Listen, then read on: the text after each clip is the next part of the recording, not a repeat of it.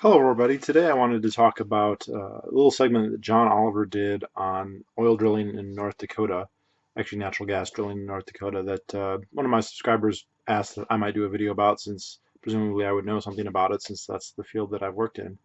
Let me start off by saying I don't watch John Oliver's show. I've seen clips of it, and from what I've seen, they're usually funny and it's usually decent satire.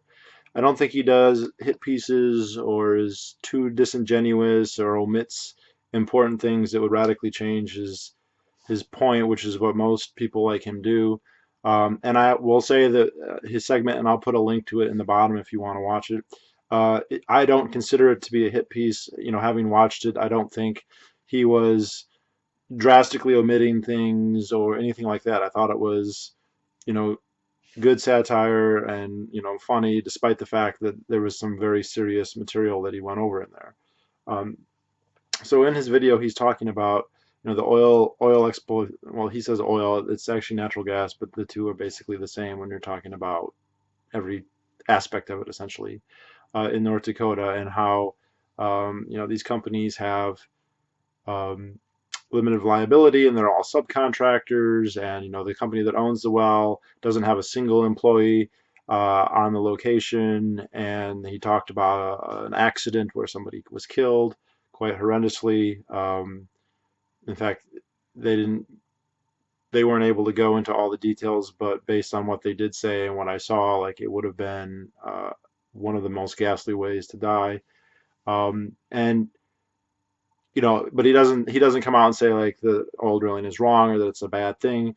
He comes to the conclusion that there needs to be more regulation, although where he comes up with the numbers that he does is completely arbitrary. So he touches on some things that are some actual problems in the oil industry, but he kind of glosses over them and then focuses on other things that I think are not that important or not that vital. Um, Most people who work in a particular field or career tend to emphasize that the importance of that field in society. We have a division of labor society, but a lot of people tend to look at whatever it is that they do and think it's the linchpin of society. And some things more than others. Of course, government, like anything government related, and especially politicians, um, they have a very politician-centric view of the social universe. But it's not just them, it's everybody. Teachers will say this, policemen will say this, the farmers, hey, no farms, no food, right? This goes on and on and on. And oil rig workers and energy workers are no different in this sense. Oil rig workers, people who work in the energy industry, they have that same thing. They work very hard. It's a difficult job. It entails a lot of sacrifice. You're working minimum 12-hour days.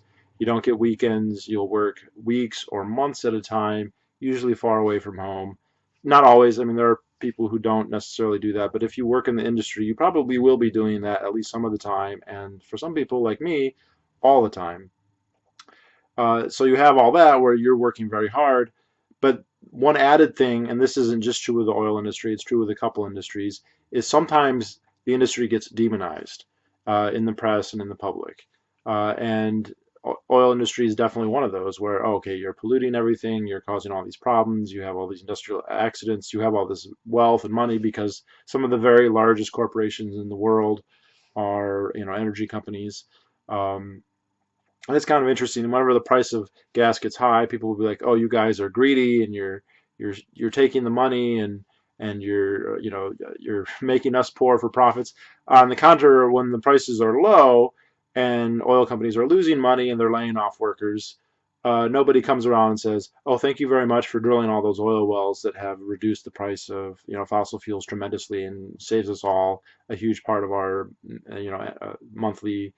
Um, budget that goes towards energy and anything that's energy related, which is kind of everything. And I'm not saying that to overemphasize how important it is. It's a division of labor society. We all kind of work together, and not to sound too cliche. And but what I'm pointing out though is that sometimes people in the oil industry are particularly defensive. And also offensive about it, where they'll be like, "Well, I do all X, Y, and Z, and you wouldn't have heating in your home and fuel for your car and industrially grown agriculture if you didn't have oil." Um, And yeah, so I don't, but again, I don't think Oliver's piece was a hit piece against oil rig workers or the energy industry. One thing he talks about, the fact that you don't have a single employee there from the oil company. In my experience, this is true. Almost all the wells that I've worked on, and I have never worked in North Dakota. I've almost been sent there a few times, but from my point of view, fortunately, have never gone. Um, you have lots of subcontracting that's being done. You'll have the actual oil company that's going to own the well when it's done. And oil companies very often own very few or no actual oil rig equipment. But the reason to do this is financial. It's not some attempt to skirt responsibility. Uh, you know, it's very expensive to own an oil rig, a derrick. These things that cost when you're drilling a well, and it depends what kind of fluid you're using and where and all that. They can cost tens of thousands, even hundreds of thousands of dollars every day to operate. On top of that, if you're not operating them, if you set them aside, if you mothball them, or if you rack them, they cost thousands of dollars a day anyway just to keep ready. Um, Oil companies don't want to be in a position where they own a whole bunch of rigs that when oil prices come down or production slows, they end up having 20, 30, 50, 100 rigs that they can't really use because that would be millions of dollars a day or more that they're spending to maintain a fleet of derricks that they can't have. Likewise, companies that own derricks, they don't want they often don't have the capital to actually pay to keep them in operation all the time. They don't want to go through the trouble of trying to figure out where are we supposed to drill. It's not enough to have an oil rig. You have to know where to drill. You have to have the permits. You have to have the whole infrastructure to make that work. And so the specialization is immense and it's mutually beneficial for everyone in the thing. So he goes into a lot of detail about, oh, well, like they have this company man, and it was kind of interesting to see these terms that, I'm familiar with being used as somebody who's not really familiar with them. But yeah, what will happen is there'll be dozens of subcontractors. I'm a subcontractor of a subcontractor who does contracting for companies, and there'll be a subcontractor out there uh, who paves the road. There'll be a subcontractor who takes out the garbage. There'll be a subcontractor who runs the security. There'll be a subcontractor who brings the fuel. There'll be a subcontractor who provides the satellite televisions and who provides all the housing and bedding. Sometimes very often I've lived on location, and there'll be companies that's entire job is to service like these trailers that we live in, who bring us food. They'll have catering companies, and then of course they'll have the actual drilling crew, the guys who are up there operating the machinery to actually drill the well, and they'll have people whose job it is to direct where the bit is going, and they'll have geologists, and they'll have fucking pest control, whatever if you're doing off-rig stuff, you're going to have, shipping companies and helicopter companies and all kinds of stuff. And it's all like almost always you're going to have different firms doing it. You're going to have different firms running the air compressors and different firm running the mud fluids, the mud company. You'll have a different company come out and do the cementing. You'll have just so many. You'll have a company that runs the safety, right? It's all subcontracted. And it's a lot to keep track of. And so what these companies will do, because these companies will be based in Houston or Denver or New Orleans or New York, and they have all these wells that are operating all over the country, and they need to keep track of who's spending what, all right? Because what basically happens is that all these subcontractors do services and then they bill the oil company. And so, like my company or any other could go to, oil corporation X and be like, hey, we were on this oil rig and we did this service for this day rate and we did it from July 5th to July 20th. Well, the person in New York City has no idea what rigs did what, who did where, and so a lot of times what they'll do, very frequently what they'll do is they'll hire somebody to be on location at each and every oil rig who is the person in charge, the person who signs the checks. Essentially, this is a person that all the subcontractors who are out there working go to him and say, we were here from this day to this date. We give them a piece of paper or an online document or even just a phone call, and then he verifies that what was done, that what is being billed is what happened. So we can't say that we were there 10 days longer than we were or whatnot. And this actually kind of gives and this person's position is usually referred to as the company man. He's there on behalf of the company, which you almost would think, oh, he must be an employee of the company. And sometimes there might be one employee on an oil rig, and that's who that is. It's the company man. Um, and it kind of gives them a lot of de facto power. They're sort of like the boss. I don't work directly for them. I don't work directly for his company. But if he goes to me and he says, I don't like you, I don't like your attitude, I'm not going to sign off on any work that you do, he can, quote, run you off and you can just go. You can get run off for any reason. He does. I've almost gotten run off because the guy didn't like my hat. I was wearing a hard hat that didn't have a full brim, and he was like, if you come back on here with that, you're gone. And like it wouldn't technically be firing me. He'd just be telling me you can't work here. And there's all kinds of like cronyism and corruption that happens with company men.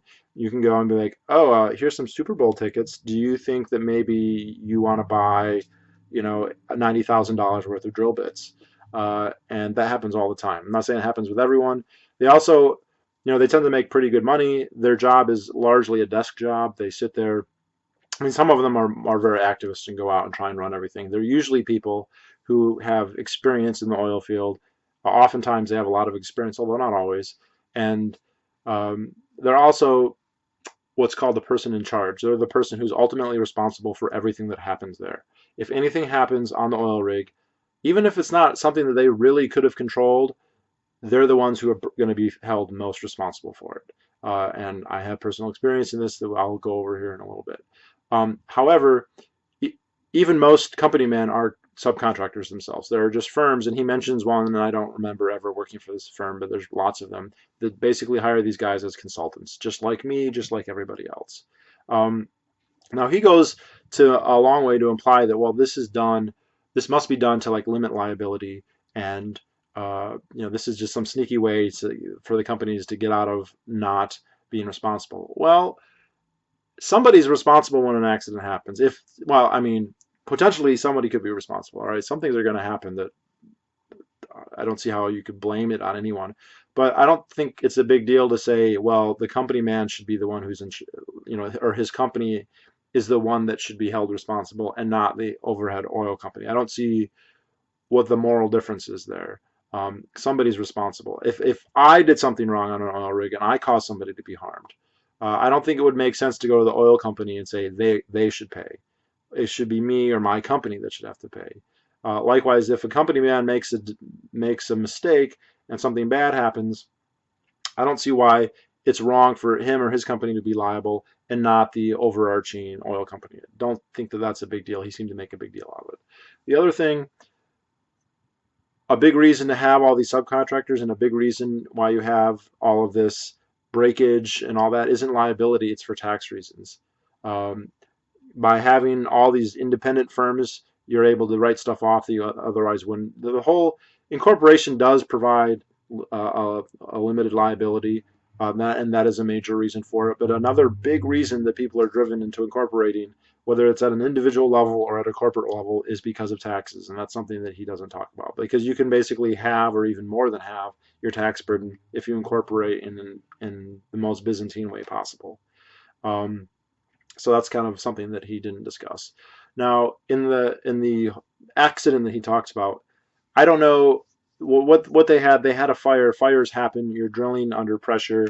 There's flammable hydrocarbon. I mean, you're looking for flammable hydrocarbons. You're trying to drill in a place that, unless you made a mistake, is going to produce fluids, gases that are flammable, and that's goes with the territory. And sometimes that stuff can happen and nobody did anything wrong. At my accident, I mean, they tried to blame me as much as they could, but there was nothing they could really say. I passed all my drug tests and they gave me a breathalyzer and everything, and there was nothing they could, as if that would have done anything. It's as far as they say, or at least as far as they admit, they don't know what caused it. And it just goes with the territory. Now, in this, he said that there was, for those who don't know, each oil rig worker kind of has a different designation. You have the company man, but then the actual oil rig workers, you have what are called roughnecks, who basically do all the manual labor. They're not really that skilled at this point. These are usually newer people. A lot of times they go around just washing everything, picking up odds and ends.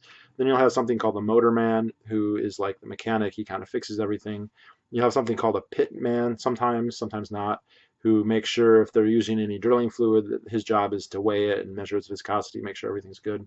And then kind of a little higher up the ladder, you have what's called the derrick man and the driller. Now the driller is actually like operating like the machinery that's determining how fast the bit rotates, how much pressure he's putting on it. He's pulling it out. He's got a lot of responsibility. Uh, and then above him, you actually have something called the tool pusher, who kind of is more logistically in charge. He's managing the bills. He's helping out. I mean, they do a lot of stuff, but they're the kind of the most experienced hand on the thing. And then you have what's called the derrick man. If you've ever seen an oil rig, you'll see what most people think. There's this big, tall metal tower. They have different sizes. They call them either singles, doubles, triples, and I guess there's such a thing as quads, but they're very rare because they're so large. They're hard to take apart and move around. Um, Most of the rigs, almost all the rigs that I've worked on have been triples, which means they have a derrick that's probably 120, 130 feet tall, plus or minus some. A double is going to be shorter than that, 80 feet tall, and then they have singles that are like, I don't know, 30, 40, 50 feet. I don't measure them usually, but that's about what they are. Um, so they had a fire in the derrick man. One of the witnesses that they showed, the derrick man, or not a witness said he got on site and he could see the derrick man up there, and the derrick man was dead. So that means the derrick man was up in the tower, and that's where they get the name. The derrick man is the person who goes up in the tower. They don't work there 24/7 or anything like that. They work up there only at certain times, at certain phases of drilling. There might be, weeks that go by where our derrick man never goes up there, and there might be times when derrick men are up there constantly. Uh, you're working at heights. You're way up there in the normal. Most of the rigs I'm on, the derrick man is probably 95 feet off the floor of the rig, which itself is 20 or 30 feet off the ground. And of course, the floor of the rig is like stainless steel, or not. It's steel, not stainless steel. And I mean, you're very high. They're moving heavy equipment. There's lots of cables, and I mean, I've been on rigs where guys almost got sliced into pieces by cables, although they didn't. Um, if there's any like tornadoes or electrical storms or anything like that, it's very dangerous. If it's windy or if it's cold, it's very dangerous. And if there's a blowout, if you have an expulsion of superheated gas from the well, the person in the derrick is the most vulnerable because it's the hardest for them to escape. Or if you're on the rig floor and gas starts shooting out of the floor, you're in trouble. But you could hypothetically run down the stairs and escape. As soon as you start putting distance between you and the wellhead, the chances of you getting hurt go down. But a person in the derrick, they would have to first go down 90 feet of ladders, or it depends on how big the rig is. It might only be 50 feet or 30 feet before they can even try and escape. And if they're doing that after a fire has already started, it's like too late. And so what they have is an emergency escape. They have a cable that is attached to the crow's nest or whatever, the derrick, where they will strap on with a cable, and they'll slide down. And every rig that I've ever been on has had one of these things, and I've never been on one where they were ever used. In fact, I've never even been on one where they are tested. These cables are load bearing way, way beyond the capacity of an individual person.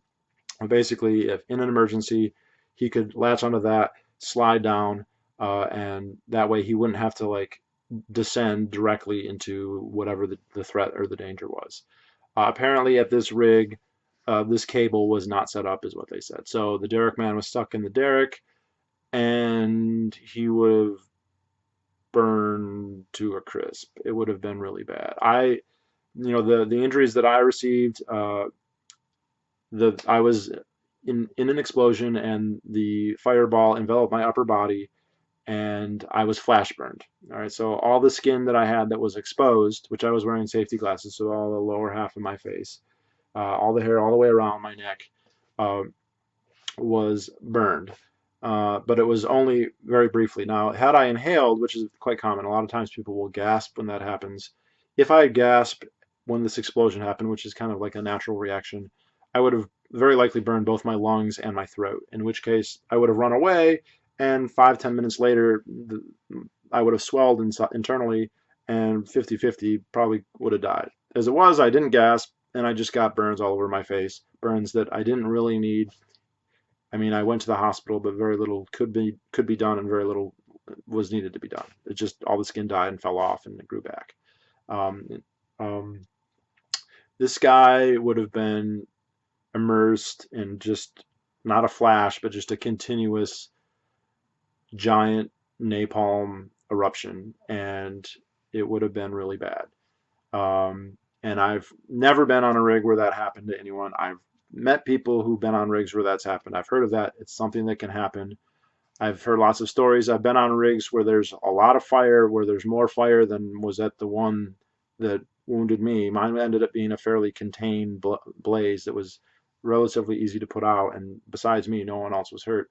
Um, and that's the thing is like my accident happened in a second, less than a second, in a it just everything's fine, boom, explosion, and there. I mean, how it would be very hard to blame somebody. It's no, it's their fault that this happened.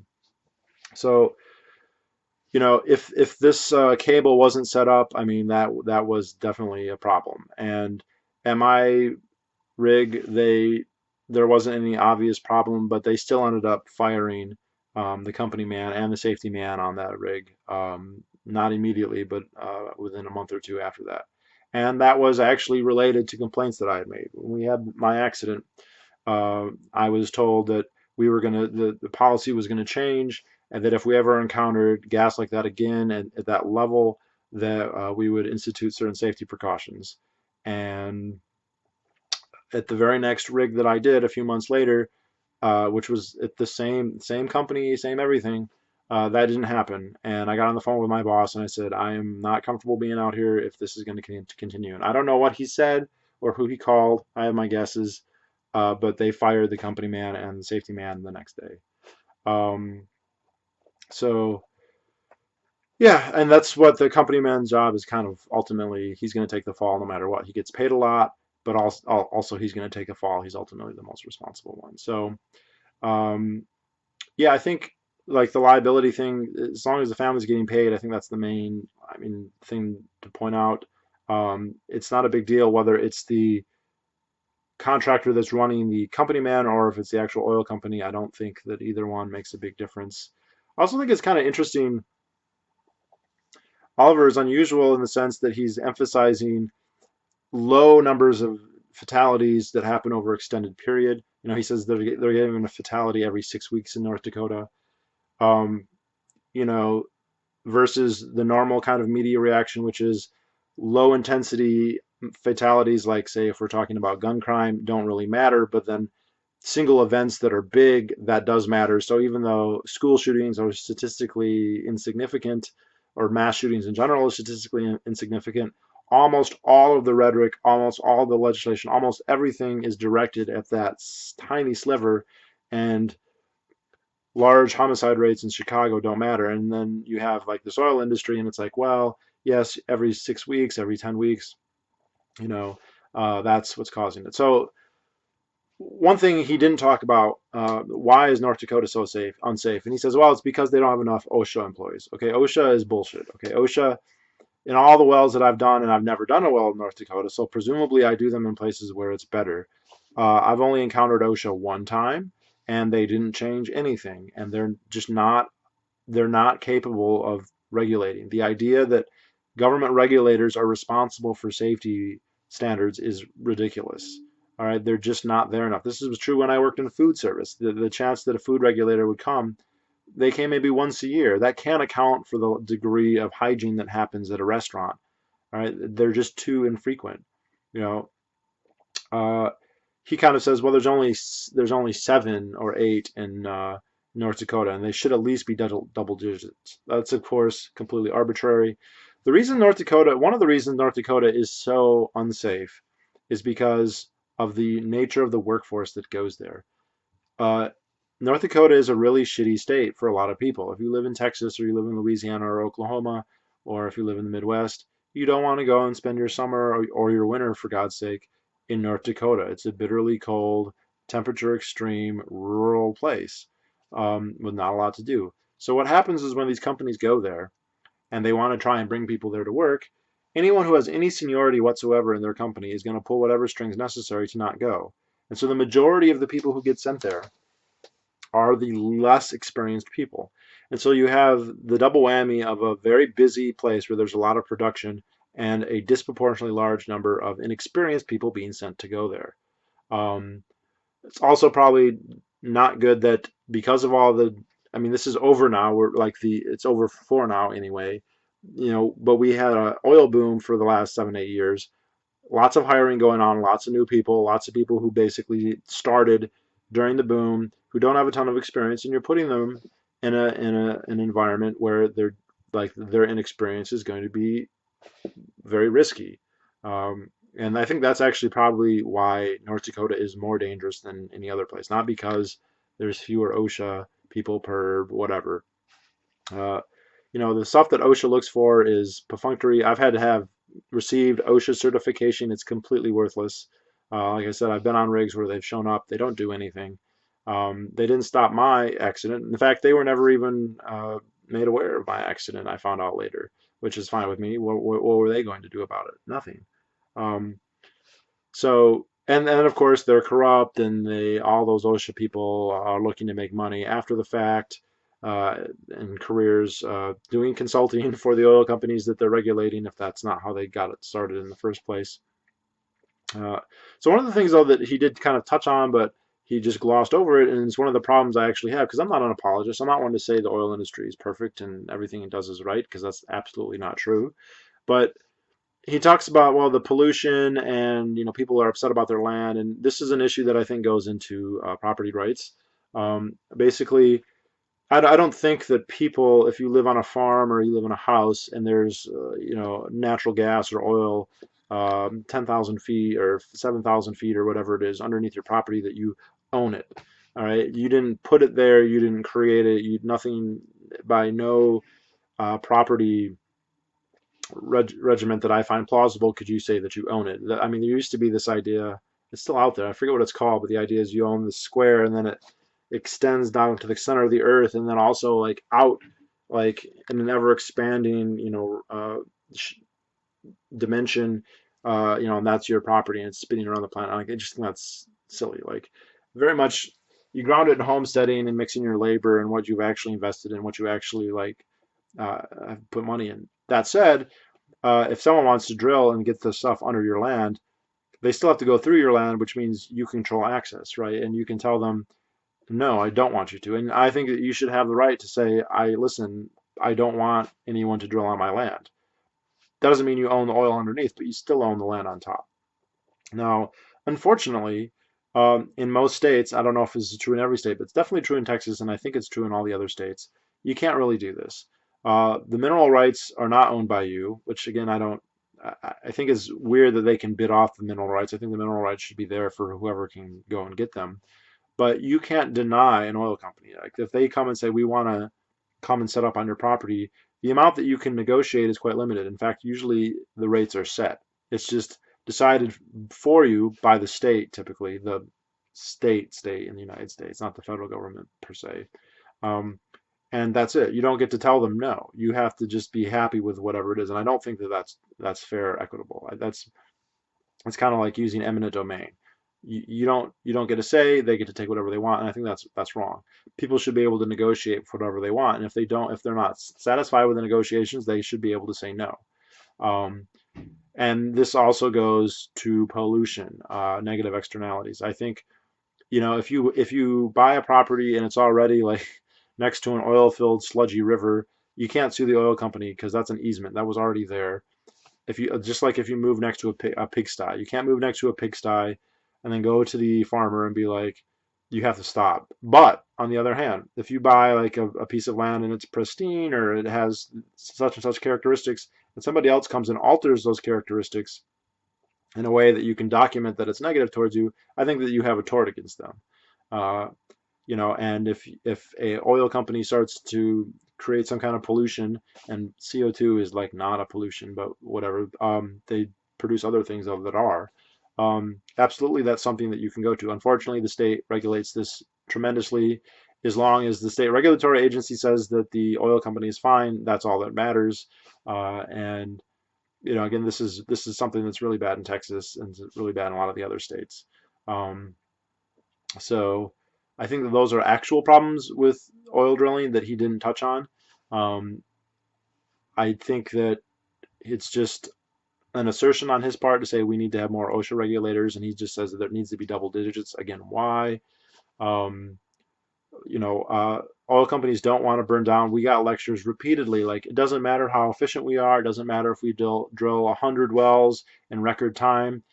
If we have one incident, that's going to have a bigger negative impact on the company, not because of fines, because of the EPA, but just because of stock price and all that kind of stuff, than all that positive stuff. So do it right all the time.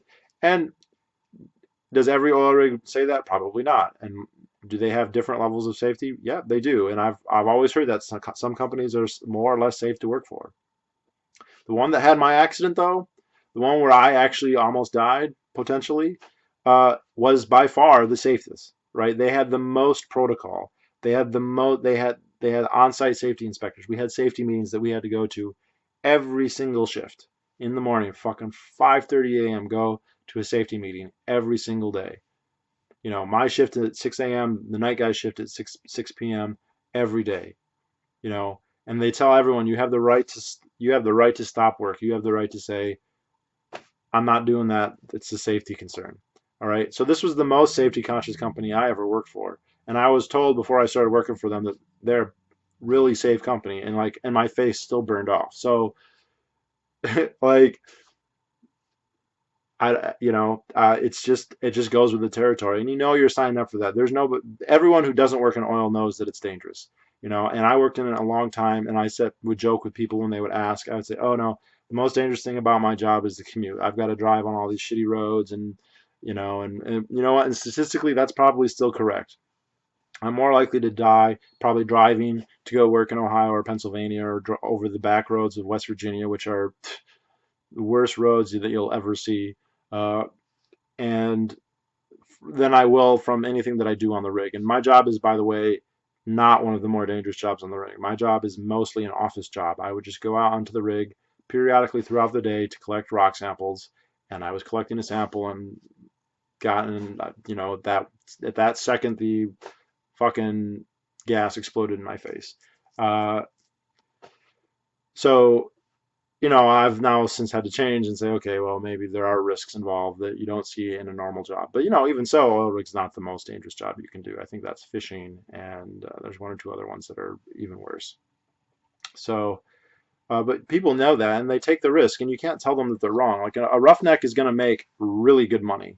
Roughnecks make way more money than the average unskilled worker. Way more money. Now, most of them have high tie preference, and they end up blowing all of it, but that's not anyone's fault but their own. Anyone who works a career in the oil industry has the potential to become wealthy. It's that simple. And there's not many jobs you can do with wage labor that can promise that, but oil is one of them. But that's part of the risk, and everybody knows that. Now, was there dereliction in the case that he talked about? Sounds like there might have been if there wasn't a cable there. I would never have gone up in that thing, by the way, if there was no cable. Fuck that. And I don't know what the circumstances were, but if this guy went up in there without an escape cable, I mean, it's like a trapeze artist who says, I don't care that there's no safety net, I'm gonna go anyway, and then they die, and it's like, what? I mean, why did you go up? And I mean, yeah, not blaming them and not saying someone else didn't make a mistake. It should have been set up before. I don't know. Maybe it fell down. I don't know what they were doing. There are things that you can do when you're drilling that are really unsafe, and there are things that you can follow all the right safety protocols and still have there be a problem. Um, and I don't know which of those happened. So I don't know. I guess that's pretty much it. So it was a good clip. I'll put a link in the bottom. I think that it's very much a case of kind of an outsider reacting and not knowing everything that's involved. Um, I don't think that he's coming to unfair conclusions. I don't get the sense that he's um, like I said, doing a hatchet job or anything like that. I just think that he's missing some things. Um, so I don't know. That's pretty much it. And if anyone has any other questions or anything, let me know. And I'll talk to you all later.